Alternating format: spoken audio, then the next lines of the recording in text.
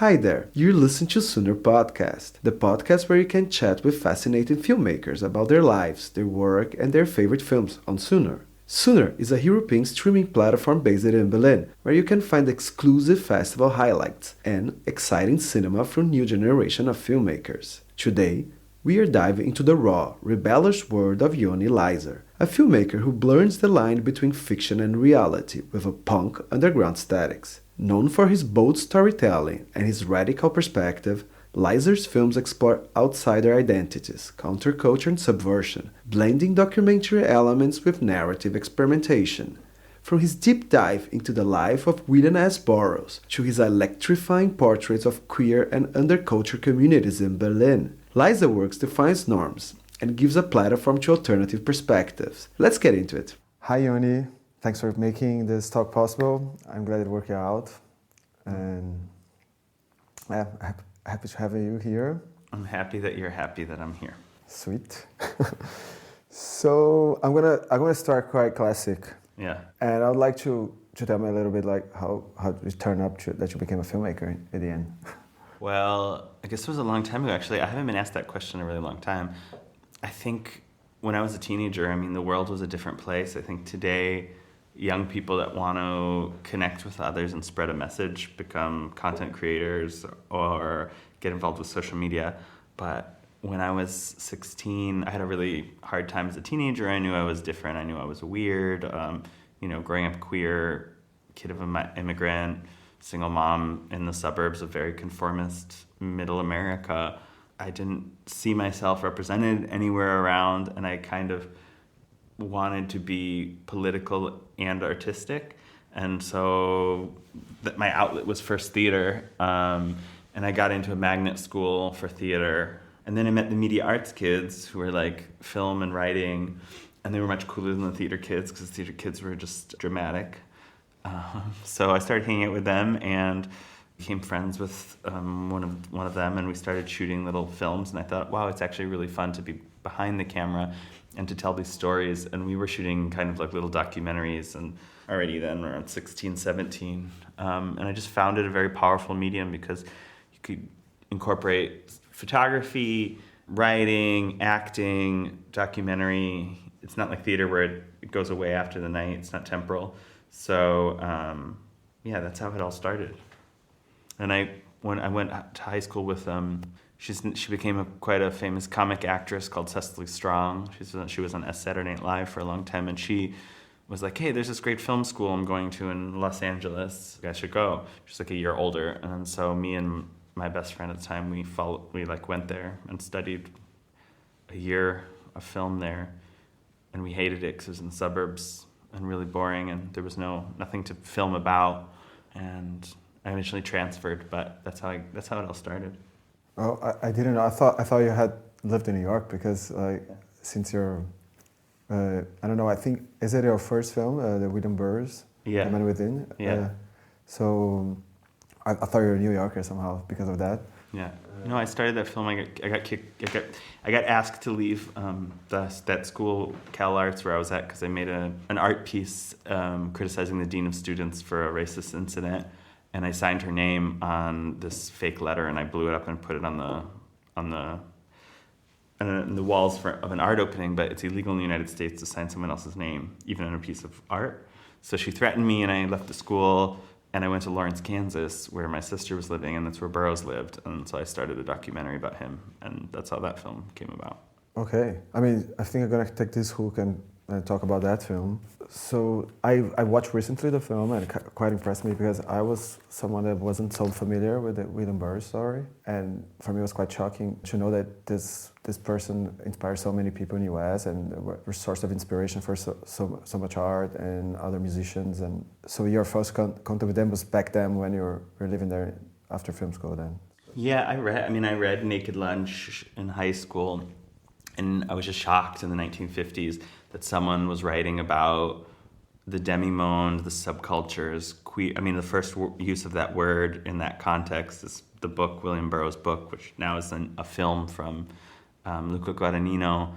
But the idea of him writing openly about homosexuality, he broke censorship, which was super interesting to me. But more so, he also wrote about using kind of one's sexuality to be subversive, to subvert the mainstream, which was so progressive for the time. And, I think he, as I explained, show in the film, really struggled as a person. I mean, he shot his wife. He was deeply unhappy. He was, he was a deeply imperfect person.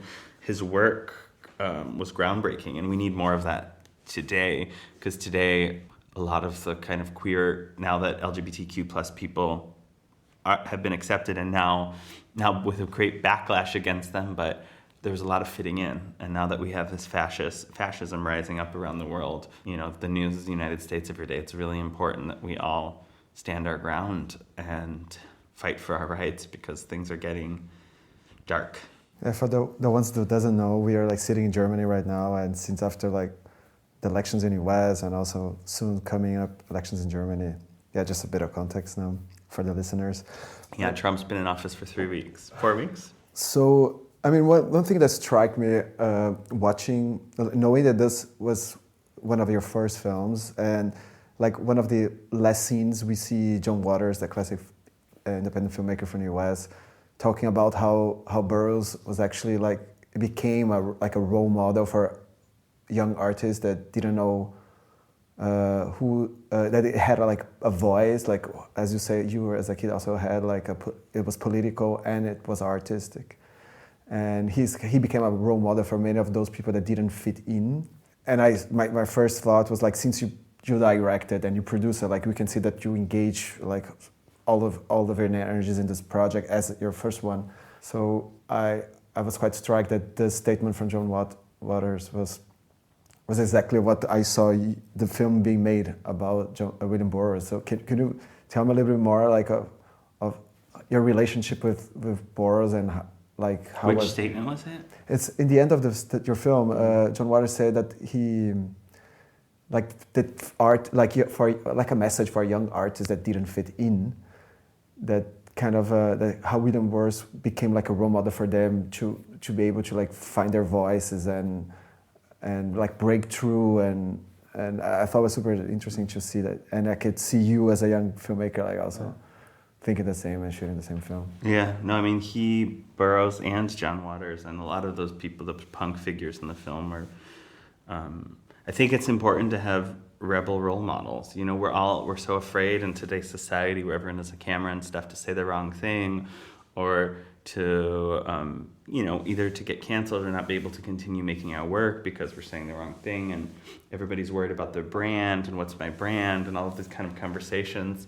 And I think it's really important for an artist to just be rebellious and have rebel role models, because there's getting fewer and fewer nowadays.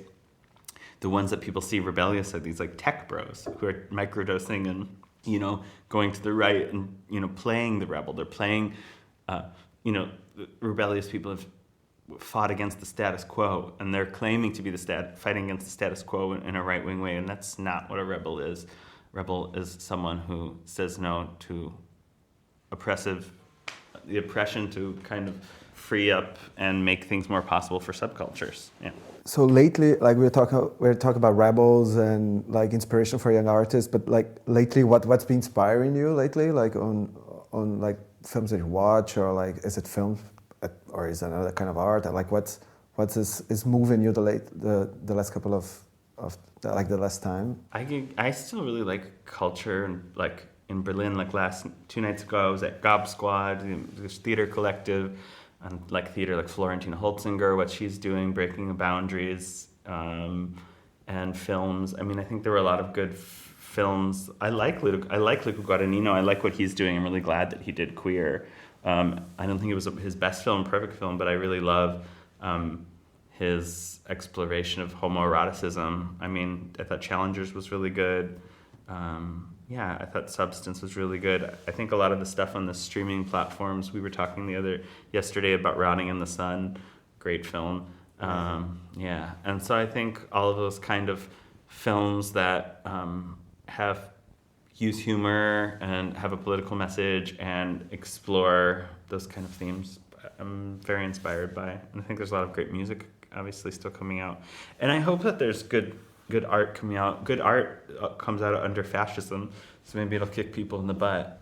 Since you mentioned we are sitting in Germany, like, can you talk us in, like, how come this like that you moved from the US and came to Germany, and how was this period of your life? Like, what happened? Yeah, I mean, I think like after the fall of the wall, for probably another 20, like from 1990, the fall of the wall, or the early 90s, until I would say 2015, Berlin was a place full of possibilities. People came here for the nightlife, for the arts, for the culture. Queer people from all around the world came here, especially queer artists, because of all the possibilities. It was really cheap.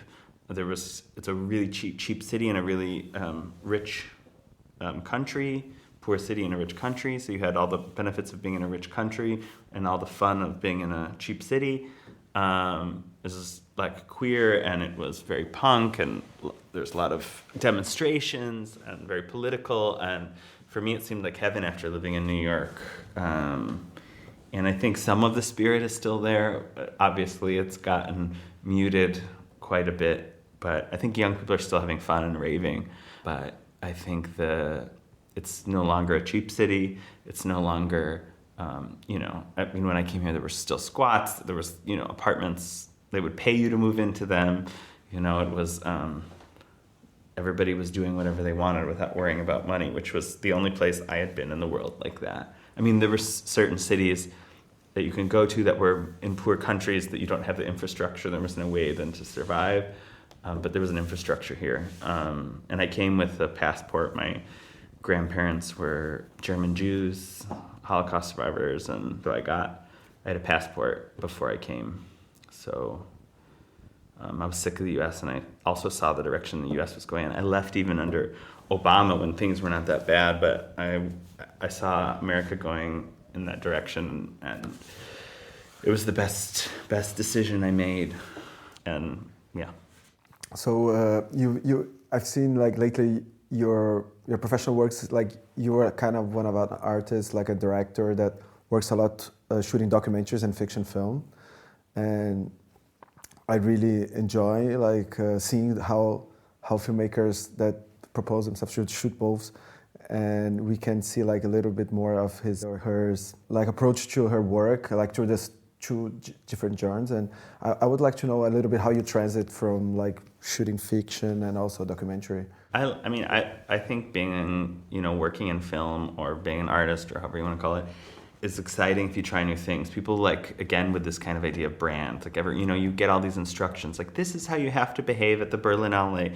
Introduce yourself, come with a friend, bring a requisite. I see these kind of posts. I'm just like, dude, just be yourself, talk to people, see what you're interested in. It's this professionalization of art, professionalization of film, where develop your brand, develop your own personal style of filmmaking and stick to it. And it's like, how boring is that? I'd love to try new things. I love to always explore new territories, and I've done theater, I've written books, I've done documentaries, I've done reality, I've done fiction, I've done docufiction. I try to do a little bit of everything because it's more fun to me. It's more fun to explore things and try new things and not stick to this idea of a brand. I don't want to be a brand, I want to enjoy myself and challenge myself. That's what life's all about, and being authentic.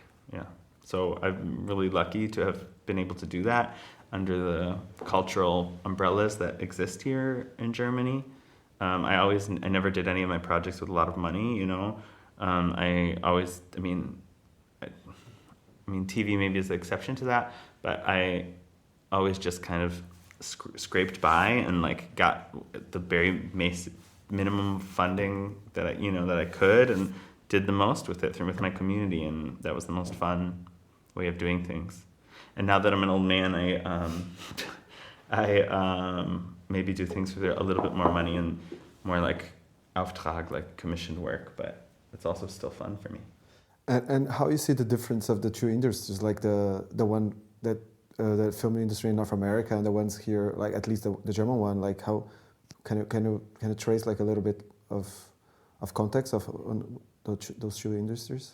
Well, German, the better work comes from other countries. It has historically documentaries are good in Germany, but fictional work comedy stuff like that, they don't really know how to do here. They still don't really know how to do that well, or it's not as good as, you know, France, England, US, and stuff like that. There's a lot of international directors doing interesting stuff here, and there are exceptions. There's some really fantastic German films that come out, but they're few and far between. Like, I really liked the Lehrerzimmer last year was really good, and I like The Ordinaries this year was really good. I think there's some exceptions, some really brilliant German cinema, Tony Erdmann, of course, and stuff. But I think it's few and far between because there's so many rules to making a film and so many people, checks and balances, and also people are not really at risk. I think a lot of great filmmakers come out of like this necessity of like, you know, survive, like, you know, sink or swim mentality. Here it's kind of like a safe middle class. There's always like safe middle class filmmakers, and so they're making safe middle class films, and some of them are maybe not as strong, but I'm really happy that that system exists here. It's struggling. I mean, the culture industry is getting chopped, but it was such a blessing, even if it doesn't continue, you know, it was such a blessing to have had it and worked under it, and seen so many of my peers be able to make really amazing stuff, and or at least amazing documentaries and you know, theater, culture. Berlin is culture. People come here for arts and culture. Germany has historically been the country of arts and culture and philosophy, and it still is, you know, and I hope it stays that way, but it's been great to be able to work here, and I think it's amazing that there's so many international people working here too, that I can only hope that it continues, and that we get over this hump right now. Yeah, because for the listeners that don't know, I mean, the culture funding was slashed in Berlin through by a big percentage, and in general the culture in Germany and film is struggling a bit right now, but we're hoping to get out of it. Yeah, we are hopeful. And what have you been working lately? Like, what are we doing right now? Like, I'm working on developing a few ideas, but they're not in production yet. So there's a documentary that I'm working on at a queer icon that is progressing, and another one that I'm trying not to be afraid of AI. I'm trying to integrate it into one of my projects now to bring back a cultural icon from the dead through AI, which I know is a little bit controversial, but hopefully it turns out well. So those are two projects that are kind of rolling right now, but hopefully they turn into something exciting. So your AI usage is going to be only like imagery-wise, or also like in the construction of the script, or like how you're just using the AI tool? I'm going to try to like bring someone who died too early back to life through AI. All right. And yeah, that's an interesting topic, to see how artists are going to use those tools. Yeah. I mean, people are afraid of AI, and I think that maybe we should be. Like, you know, you all know Harari, and other people are like, you know, talking about the scary part is when AI surpasses the human intelligence, which is, I guess, supposed to come in the next 3 to 5 years. But, you know, I read this book about the technology of care, and like, you know, you can't really reject technology because it's there. You know, you have to just learn to work with it and do so in a conscientious way.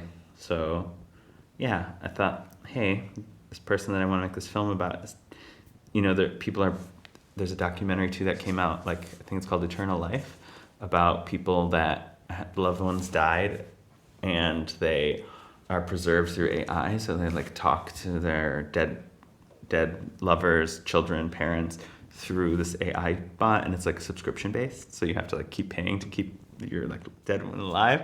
And it's a very interesting documentary. But so I was kind of like thinking like, oh, why not, instead of bringing the like saving love and bringing back this kind of like cultural icon, to see how they would react to the world that we live in. And that's kind of the idea of this film. And yeah. Nice. And it's a German production, or? Yeah. And how's your experience with the German TV, like working process? Like, how has it been developing? Like, since, I mean, for the listeners that they do not know, you only shot like couple of TV shows, like Drag Me to USA and Choco, and yeah, can you tell me a little bit more like of the German TV structure, and how did you fit in? And yeah, because Germany is the TV. There's a lot of finance coming from the state, and yeah. No, there's like private and public TV, and I've worked for both. Like, and both are great experiences. Like, I did my Queercore film and my William Burroughs film with like Arte. It was a really nice experience. And yeah, they dragged me to the USA. I took 3 German drag queens on a road trip from New Orleans to Los Angeles, and that was for RTL, which is like the biggest private network, so it's not state funded. And both experiences were great. I really enjoyed it. I could do that the rest of my life. It was really fun. So I would do it again in a heartbeat. And I think there's a lot of really great German networks that are, but it's not all consolidated in one place like Netflix or whatever. But there's a lot of like really nice stations. I love to watch Arte documentaries and stuff or ARD. I think it's really enjoyable now that I speak German. It's a very enjoyable experience. But no, I think working in the TV world here was a blessing, because in the States, it's only private. It's like PBS is like really struggling. And so there's not kind of like this, like the reference of the middle-class filmmaker is kind of really doesn't really exist in the States very much, because it's either you're really struggling or you're super famous, because there's not too many small in-betweens. Not so much of an underground. I think there used to be more of an indie scene, especially when there was like video stores, like old DVD and VHS, like the idea of the like videotheque, where you go and you talk to the guy, and there's this like obscure they even had, I remember Chicago where I grew up, there was like a local filmmaker section. Here too in Berlin, when I first moved here, there was all those video stores, and they had like the big local, like Berlin section was huge.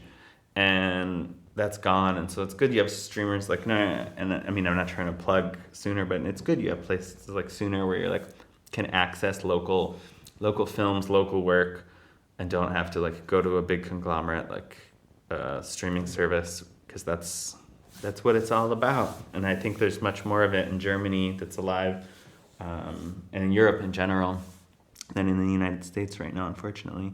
But yeah, that's why it's great things like Sooner exist. Yeah. Yeah, there's a controversial there, right? Like this welfare state being sometimes like something that kind of blocks creativity, because people doesn't have to struggle so much to produce their content, but at the same time they also free many creators to be able to do what they want and have access, and not having to shoot stuff super commercial, right? It's interesting. Me coming from Brazil, I see also this, like the middle class, how important it is for being an artist also.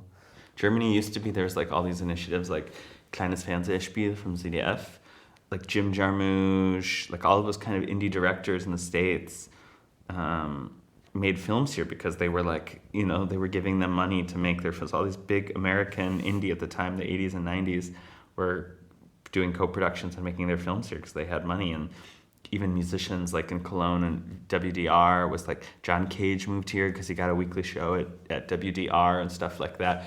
So this kind of like, I don't know, I wouldn't use the word welfare state, I would say more social, has been a great hub for creativity and for the whole world. So I hope now that things are getting reformed here that we're able to keep it up. Yeah. So, Yony, you also work for Vice, right? I used to. They're dead. At least in Germany, yeah. And what were you doing there? Like, if we look for some credits, we will find some stuff of you online? I mean, I don't know what's left online at Vice. I started as a journalist and photojournalist for the magazine, like when I was 20, and then I did some interviews here, and I directed some. The last thing I did was when they were going out of business. I think it was the very last project that Vice Germany did, was a branded like documentary series that they did with L'Oreal, and it was surreal that this kind of media conglomerate that defined my generation, and it wasn't a perfect place. Like they fucked up. There was a lot of problematic elements of Vice, but this like conglomerate that was valued at like $9 billion in 2019, all of a sudden, a few years later, was just completely sent to the dust, was very surreal. But I was thinking, like, when it died, I was like, I didn't realize that it was dying, and like, what's going to fill the hole, especially I think what they did best in the last few years was the investigative journalists. It became known for the do's and don'ts and all of that shit, but the investigative journalism was really important, and I don't know who's going to replace that right now, because press is struggling.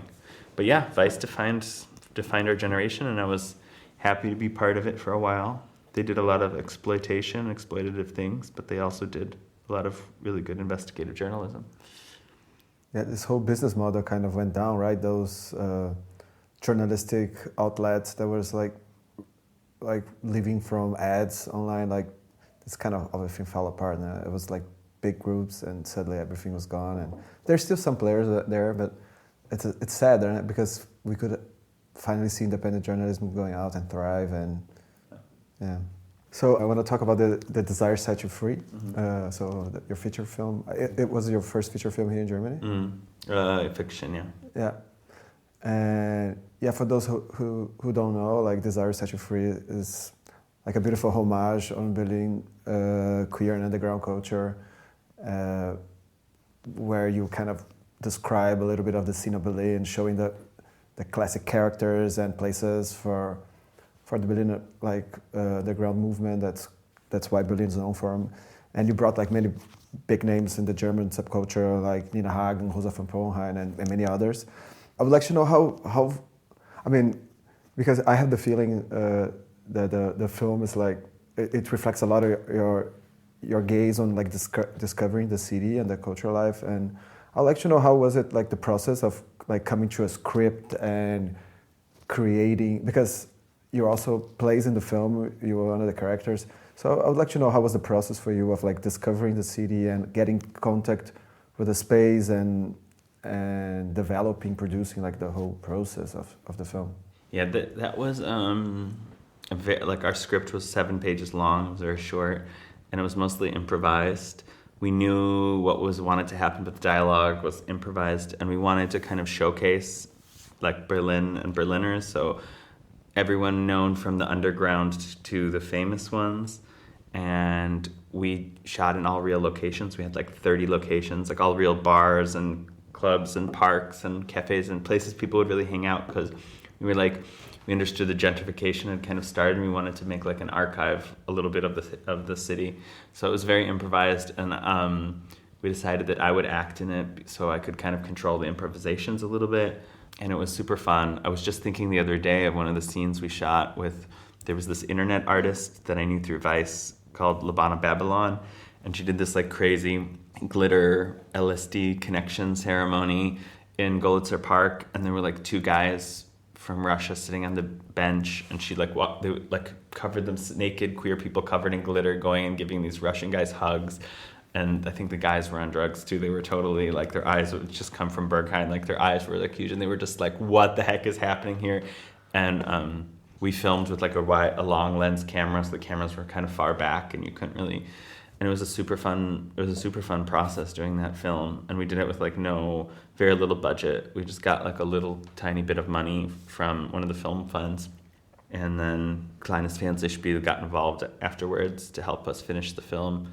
But it was one of those projects that you have to do when you're like young, but it was super exciting. And then people were just like hearing about our film and like wanting to join in last minute. And like Blood Orange was in town and was like, oh yeah, I want to be in a scene, and came and was in a scene. And yeah, Nina Hagen had lines and didn't remember them and just was like talking about God for 2 hours, and somehow we cut it together to make it make sense a little bit. Blixa Bargeld came and did a cameo, and we shot in all of these clubs, gave us like permission to shoot there for free, and it was a really fun process. And it was produced by my then friend at the time, Paula Alamillo, who's now quite still does some interesting stuff. And it was a crazy experience, and it was very punk, and it was very DIY, and it was very much about testing and playing around and having fun. And it wasn't confined, it wasn't strict. So many of like the German films and European films in general, I think, are so controlled. They're like ballets, and I like a lot of that. I can really enjoy some of those films, but we wanted to go the completely other direction and just see what we could get from being wild. And I would have, if I could go back, I would have done it all that. I would have cut out all the scripted elements and cut out all the dialogue that we had written and stuff, and just gone even further. But it was really fun. It was an amazingly fun experience, and yeah. And is it each individual film for you a different process, or you have kind of a blueprint how you usually address film process? Documentary wise, it's maybe more of a process, but no, I try to approach things with a new lens, everything with kind of a relatively new set of rules, and try to be innovative and yeah. Yeah, I can see on the Desire Set You Free that you can see clearly that there's many super documentary parts within the film, and also me, also a foreigner coming from Berlin, also see the classic characters of Berlin. I rewatched it for the podcast, and I had a bunch of laugh seeing those characters, and I'm wondering if in 10 years they'll still be going to be there or not. The one particular that made me really happy is this Turkish sir that's always riding his bike and horning with his buzzer. I just saw him yesterday here right in front. And it was like, oh, he's still doing his thing. He's fighting for rights for immigrants to vote, because he was born in Germany, but he's not a German citizen because his parents are Turkish. And he's fighting for the right of citizenship and the right to vote, which is super important and great. And he still just rides his bike the whole day with a sign and whistle.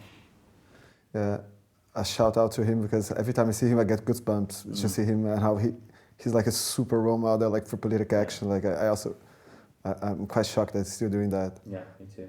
So, in the Desire Set You Free, how was the the Berliner clubs are classic for having door policies, mm-hmm. and not letting many of tourist people coming in, and kind of being protected and kind of protect the scene, the origin scene where everything came from.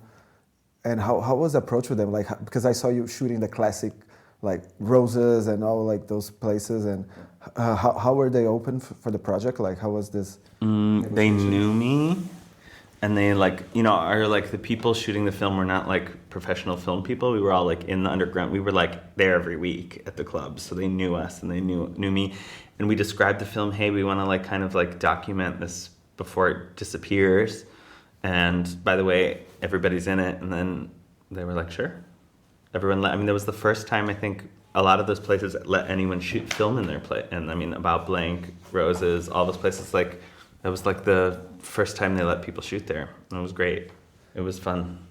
Yeah, that was my first thought when I saw the pinky walls from Rose's bar. I was like, oh my God, they really shot there. Yeah. And by the first time I saw the film, I think Rosa was not still iconic imagery in my imagination, but after the second time I saw it, I was like, oh my God, they did that. Yeah, that bar is still crazy. I just went back there for the first time in years, and it hadn't changed very much. It's great.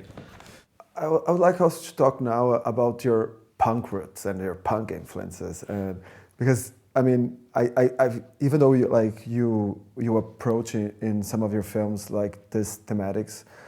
So, and you also I've seen elements of your aesthetics in many of your films of those kind of do-it-yourself and making with almost nothing and making stuff happen.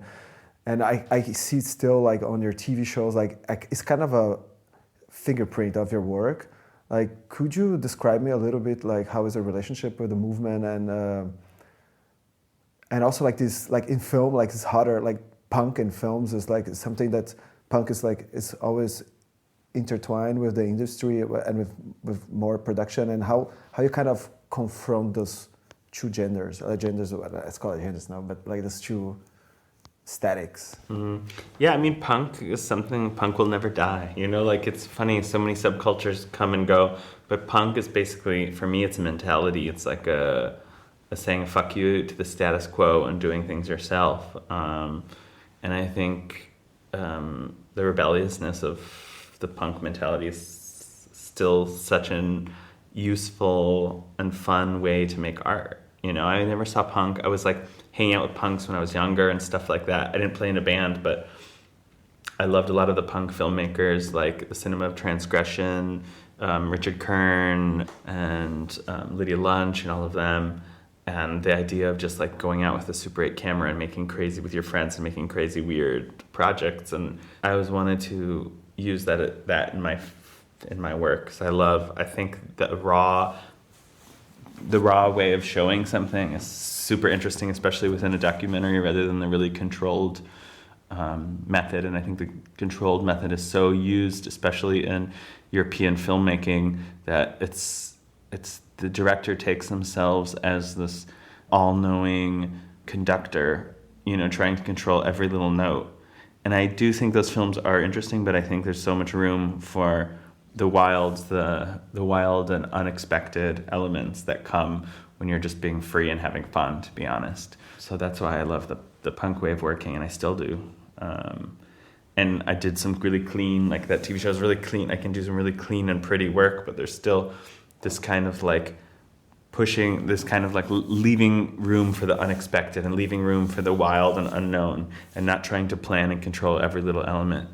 Yeah, that reminds me a lot on like the Brazilian New Wave films, like where it was like one of the, like there is a Hunger Statics from Glauber Rocha. He wrote a book about it, and he always tells about this possibility of creating a space where the new can actually just pop, and this is actually what's the magical about filmmaking, is like actually letting these moments happening. And yeah. I think it's really nice to see that this in your work, but like with the punk statics together, and also super nice. So I'm wondering, like, how you divided, like, your, like, I don't know, here in Germany people talk a lot about like the jobs and the passion projects. Like there is this division on many artists and filmmakers that I know around the city. And I would like to know, like, how you divide on those two roles. Like, how is your ratio, and how do you transit into like projects that will pay the bills, and the other ones that are like the passion projects? I don't separate it. I'm like one of the few people I don't separate it. My work is my work. If I do something, I put it in 100%, and I try to have fun with it. So I don't really have like passion projects and then like money projects. I think all my projects are my projects, and I stopped thinking about my projects so much as like my babies or my like these are my my creations. I think of them more nowadays now as collaborations. So if it's an Auftrag, if it's a commissioned work, or if it's something that I'm developing, I still see it these days as more collaboration. You're collaborating with the producers, with writers, with commissioning editors, and you're trying to make the kind of most interesting project through this collaboration. But this like idea of this all-controlling director is something that I don't really like see or believe in anymore.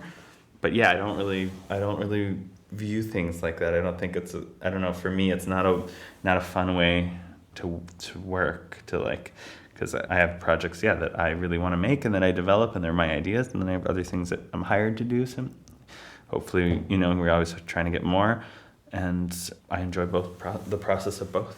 Yeah. And like if there is any like younger filmmakers, like Europeans and Americans, it doesn't matter, and they're struggling for like making his first films or like making his first steps, like think about the circumstances of how like video creation is taking place on this like post-internet, post-YouTube world, like post-TikTok. Yeah. How would you envision like a beginning of a career right now? I just like would tell them also to like experience life. I think so many people want to make art but haven't really experienced things. I think like number one step, experience life, like enjoy, see new things, try things, examine, watch, absorb as much as you can from the world and take part, and then take inspiration from your life and try to make like a meaningful impact. The actual act of making a film has gotten cheaper and cheaper and easier, So just I would say like before you jump in and say I want to make a film to make a film, to like make sure it's meaningful and make sure you thought it out and make sure you've had some life experiences, and then go for it. Yeah.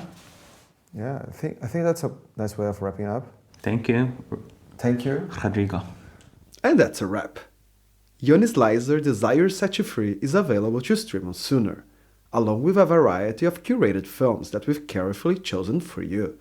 You can access Sooner on the phone with Android and iOS, on your smart TV, Apple TV, in your web browser, and as a channel on Amazon Prime. If you enjoyed this episode, make sure to subscribe to our podcast and recommend it. Do you love Sooner? Tell your friends. See you next time.